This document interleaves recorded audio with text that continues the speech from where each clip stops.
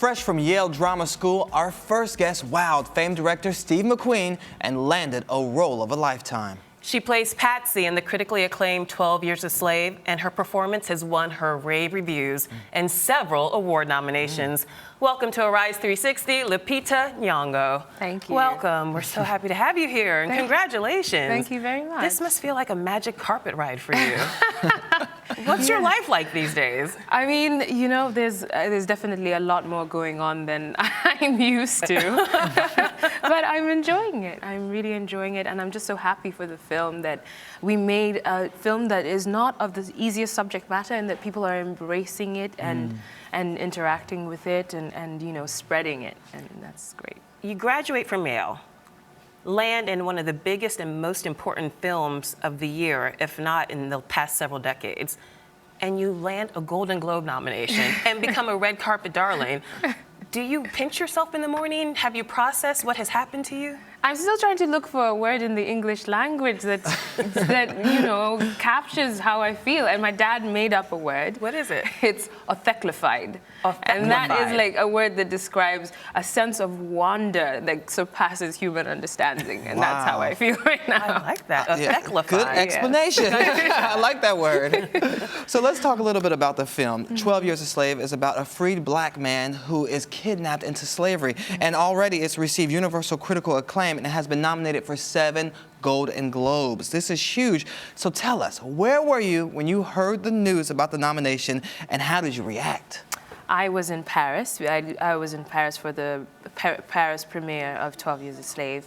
And it was the day after the premiere, and I was listening to it over the radio with my publicist, and it was, I mean, it was like being on a roller coaster. That's the only way to describe it. You know that feeling of dread as the roller coaster goes up, and you're feeling like, why the hell did I get on this thing? And then when my name was called, it was like I was rushing down. It's horrifying and it's exhilarating, and yeah, it's like, I don't know whether I'm gonna survive it, but I did. Did you get at least one scream out or just jump up and down? I screamed, I gave my publicist a big hug, and then I started to cry. Aww. Yeah, just like a roller coaster ride. Right. Yes, exactly. Well, let's take a look at a clip, and then we'll talk more about Patsy. Okay. I went to Master Shaw's plantation. You admit it? Yes, freely. And you know why? I got this from Mrs. Shaw. Mrs. Epps won't even grab me no soap to clean with. I stink so much I make myself gag. 500 pounds of cotton, day in, day out, more than any man here. And for that I will be clean. That's all I ask. This here, what I went to Shaw's for. Wow. Lupita! So powerful. You've won our Golden Globe, girl. Yes, definitely. Patsy, in many ways, she's the most powerful person on the plantation, but also the most powerless person because she picks the most cotton, as we saw from that scene, but she's also the object of her master's obsession, which renders her at his mercy, and he's merciless. What drew you to this role? How did you land this part? Walk us through that process. Well, really, I mean, you know, I didn't choose the role. I think the role chose me. I was just about to graduate from the Yale School of Drama, and my manager got the script for another client of hers who was also in the film, Garrett Dillahunt, and she thought I would be good for the role of Patsy. So we put me on tape in New York, and then the next week, I just so happened to be going to LA for the Yale showcase there. So I auditioned for the casting director there, Francine Maisler, and then I think it was 2 weeks later, I was invited down to Louisiana to audition with Steve. So it was 3 auditions in 3 different states. And I heard it was a pretty unique audition. Is it true you had to perform on your knees? Yes. Really? Yeah. What was Francine, that about? Well, she said to me, before she escorted me into the audition room, she said, I'm going to do things in this audition that are probably not conventional, but I think this is what is necessary in order to do the work. And, you know, at Yale, we were taught to say yes before we said no, so I said, okay. So, yes. And so she asked me to go on my knees, and I did it. And, you know, it immediately puts you in a place of a submissive place, a place of less power, you know, and that was very helpful. It was actually very helpful. And then she was like a drill sergeant.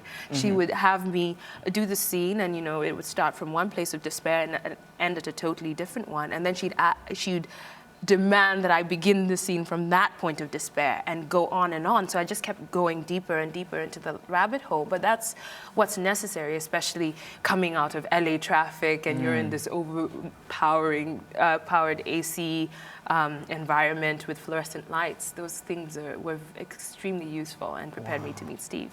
Well, when Steve gave you the call and said, "You're my Patsy," what was going through your mind at that point? Was it real yet? I had just gotten back to New Haven and I was about to leave the house to just go bask in the sun and take in the last 24 hours. And I get this call from an unknown number and he says, "This is Steve McQueen, I'd like to offer you the role of Patsy." And my heart rose and then it sunk because like I was so excited that I got it, but then again I was like, oh no, now I have to really do it, you know? When I interviewed Steve this summer, he said that he chose you above 1,000 other girls who auditioned for this role. How does that make you feel? And did you know that you were up against 1,000 other actresses? No, I did not know that, and I'm glad I didn't, and I hope to be that blissfully ignorant for every audition that I do, because there's nothing you can do about what other people can bring to a role, and the race is ultimately only with yourself. So I'm glad I didn't know that, and I just feel when I read the script, I just got a gut feeling that I understood something about Patsy in my gut and not with my mind, and I don't think I've ever felt that way with a role. So I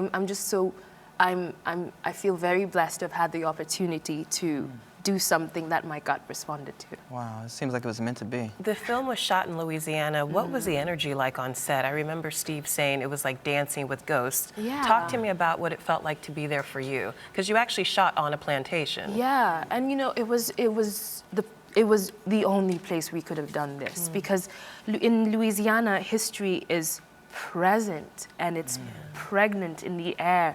You know, it's so humid, and then there's the moss and the oaks that have been there since Solomon Northup's days, and they're still standing. So it's a reminder that history is really not that far away. And you know, you're taking a moment in the shade, and it occurs to you that maybe someone hung from this tree once upon a time. And that was definitely very useful, and just taking you that extra mile. And the heat, you know, that's a character of its own. And it changes the way you move, the way you relate, the way you prioritize. The heat changes everything. That's true.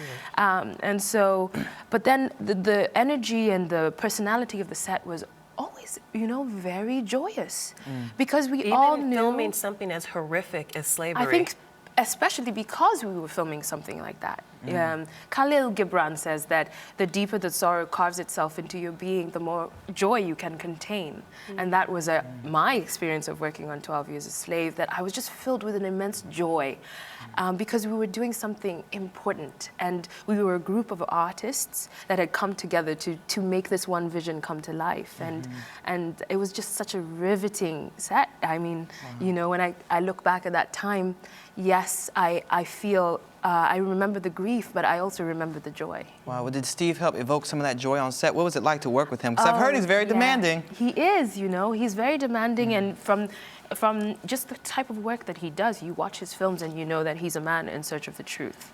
And he just has a way, he has an instinct for the actor's instinct, and he has a way of giving you the room to get to his vision. And that was really useful. He would say fail and then fail better. And when failure is an option, then you're freer. And I just remember once on set, he'd finished a shot, and he was so happy with it that he took a skip around the set. And that, you know, so like he's a joy to work with, and you know when you're on the right track, and you also know when you're not. There are a lot of brutal moments in this film, and one particularly harrowing moment is when you are whipped by both your slave master and Solomon. Talk to us about how you prepared to play that scene emotionally and mentally. And I know the evening before was very difficult for you. Talk to us about that. Well, yeah, so the evening before I shot that scene, we'd done another scene in which I needed the whips, the scars from before Patsy is that epic whipping. And it had taken 4 hours to do those scars. And so when I looked at the call sheet for the next day, I saw that it was going to be 6 hours in the makeup chair. And I was just like, I'm not doing that. So I suggested to Kala Devi, the makeup artist, that I remain with the scars on my back so that we cut our work in half for the next day's work. And I went home with these scars on my back, and I could only sleep on my belly because I didn't want to mess them up. And they just haunted me, you know, they were so present and I was so uncomfortable. And I had trouble sleeping the whole time I was doing 12 Years a Slave, but that night I got even less sleep. But it occurred to me as I was weeping in the night that my discomfort was temporary and Patsy's wasn't. And it still makes me cry. And I had been given this privilege to bring her back to life, and it just quietened my soul and prepared me for the next day's work. Wow. Lupita, don't do this to me. You're the one doing it to me. Let's get an issue. Is it emotionally hard to still now disconnect yourself with everything that you felt while filming? I mean, I feel, you know, the best of Patsy remains in me. The lessons I learned about the value of presence and being in the present moment, I feel like that lesson is what's helping me survive this season. Patsy had to live in the present moment because she had a master that was volatile and dangerous.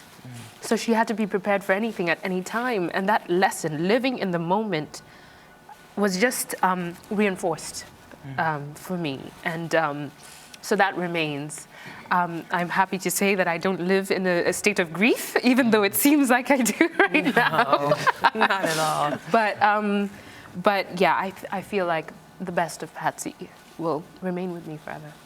And with all of us and everyone who watches the movie. So let's get our eyes cleaned up. Let's take a break, and we'll be back with a lot happier topics, okay? Please. You're watching Arise Entertainment 360.